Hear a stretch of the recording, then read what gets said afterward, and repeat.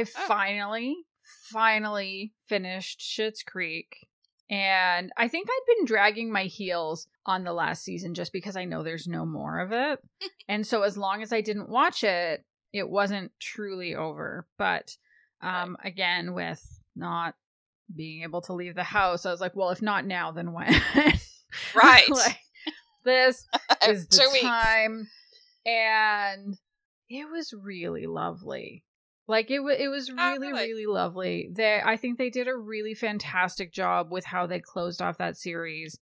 It's just such a special series. And I know a lot of people, I've talked to a lot of friends who said, oh, I just can't get past how awful they are.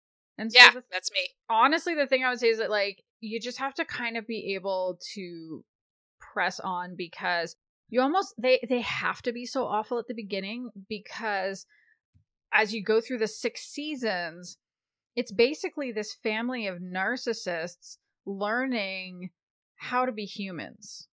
And what that means for each of them is a little bit different.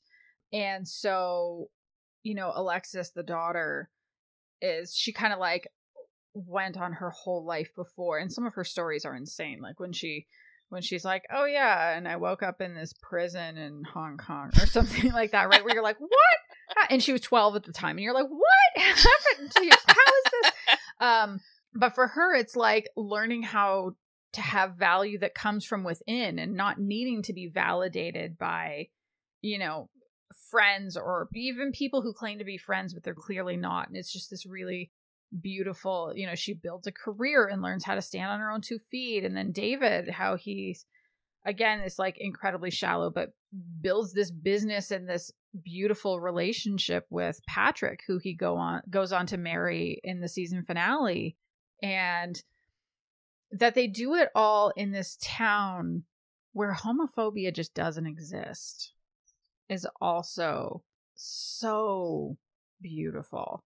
And it's so nice to see, like, I just love that they made that creative decision, because so many shows, it's almost like they feel like they can't have queer inclusion without also including queer pain. And this is a show that was like, fuck that. We're going to make you cry, but it's because you're feeling all the feelings. Like, there is a scene, I can't remember what season it is, but David and Patrick are together at that point. And I think there's some sort of, I forget what the event is, but basically in their store, there's a whole bunch of people from town there for the event. And Patrick has his guitar and he sings the song Simply the Best to David. And like, I just dare anyone to watch the show up to that point and watch that scene and not cry. It's not possible unless, I don't know, you're like super immune to feelings. But even then, I would say, well, just watch the scene again and maybe you'll cry the second time. It's so good. So, I mean, I would say for anybody who hasn't watched it yet, truly, if you can just like power through that first season where they're just kind of getting settled in the town and whatever, just power through that, and then it gets so much better. That's what, because I had the exact same thing. And then one of my best friends, Amanda, I've talked about her before on the show, but I was visiting her in Toronto and she was like, what the fuck do you mean you haven't watched Schitt's Creek? I know. And I was in town for 10 days and we watched, I think we watched into the 3rd season. And she was so right. That's the way to do it. Just like pound through those early ones until you can get into it. The other show I started watching, and I hesitate to mention this. We're going to go around. I still want to be friends after this. So I don't know. So I was texting Kris last night because I've started watching Dickinson. I've seen 2 episodes and I don't know if I like it yet. The first episode I was like baffled by why would they set it in the past and have all the dialogue sound like it's from right now? Like they all sound like they're on the bold type or something. Well, I think they all sound like they're on the bold type. And I kind of like there is some of the quirky stuff that I really liked. Like I liked how death got included and like the carriage, how that kept showing up. Like, love that. Some of the visuals are really good, but like Jane Krakowski as the mother, I find kind of a baffling choice at this point, and I don't know if that will get better as it goes on and you get to see more of her. Some of the family dynamics around Emily, I just find, I don't know, there's a lot that feels really awkward and almost painful to watch because clearly she's not in the right place. Except where else can she be? That's her family. Right. Yes, exactly. She is stuck there. Mm-hmm.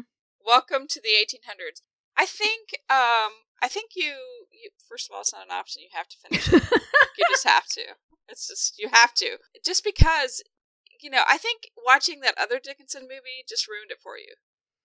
Because Emily was older, superstar, Molly Shannon. Mm-hmm.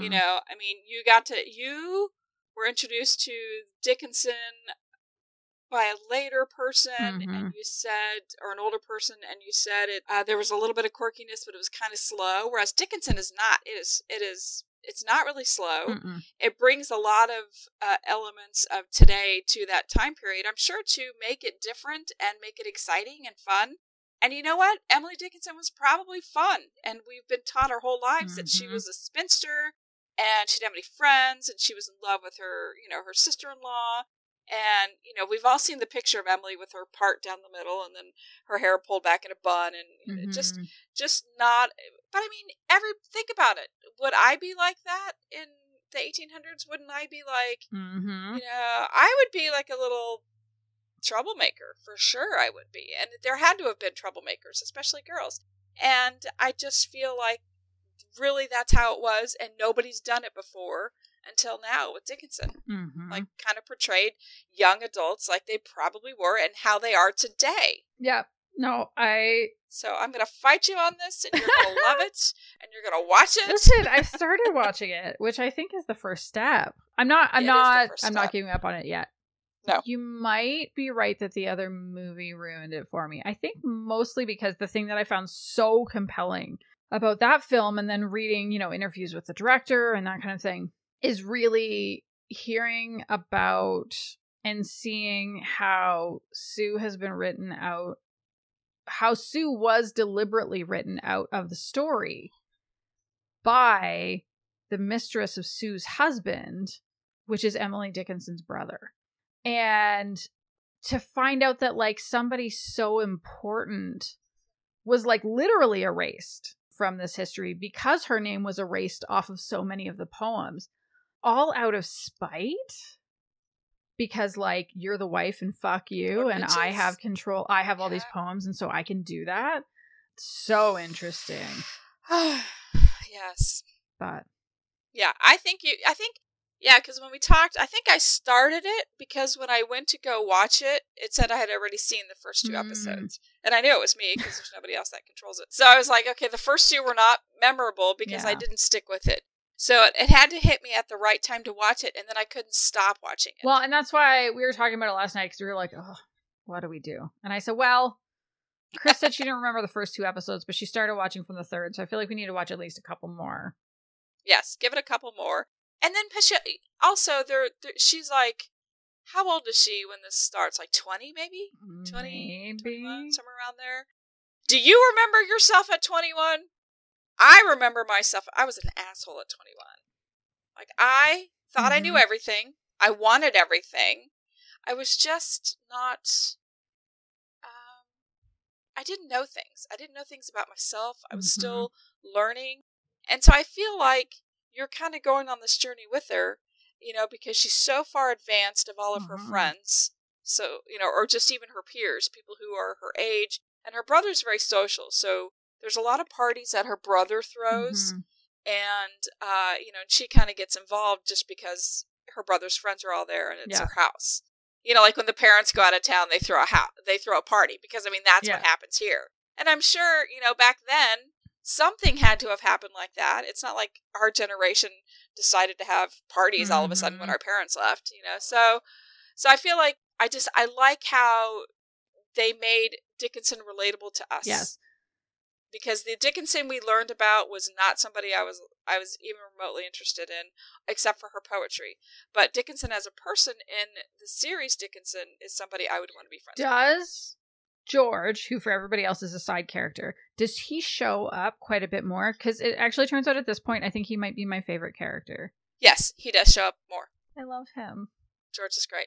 He's so good. Yeah, I think he's my favorite of everybody And I have a lot of sympathy for Sue as well. Oh. Does that Oh, change? you just wait. Oh, yes. Yeah. Yes. That doesn't surprise me. But I mean, I felt like she made a really good point. And I don't feel like it's that big of a spoiler because, like, literally first episode of a whole series. But so in the first episode, it's revealed that she's going to be marrying the brother, Austin. And Emily's like, how can you do this? We were supposed to go and, I don't know, whatever our youthful plans were. And she just says, like, my whole family is dead. Right. I need to eat. Like, what do you want me to do? And I was like, yeah, girl, that's what you do. Do what you had to. Yeah. You gotta survive. Like, I really, I respected that. Yes, you respect her now, but wait till the end. We'll see. Okay. Stay with it. Stay with it. All right. We'll check back next episode.